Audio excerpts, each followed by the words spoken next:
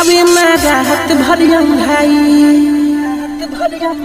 कहीं का हाल दिल के भाई।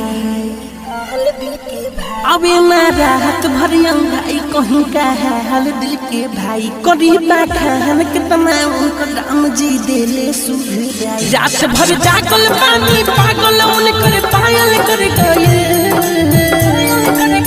अखियाँ से मोरी अखियाँ मिला के दिलवा में मोर घर बना के नजर से घायल कर गई। छोड़ी पागल कर गई पतर की घायल कर गई। छोड़ी पागल कर गई।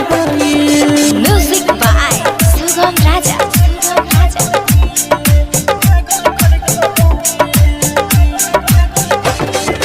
मीठी मीठी बतिया कोई के हमारा के लो भैलस।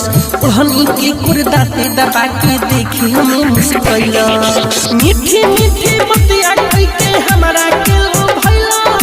ओढ़नी के कुर्दाते दबा के देखे हमें मुस्कैलस।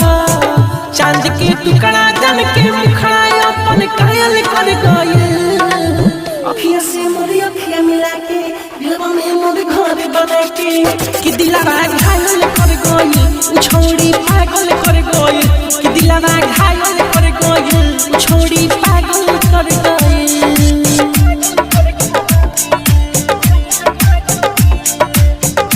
Recorded by Sharda Studio, Delhi. मन बारे बेचैन कैसे जाके रसिक मिली।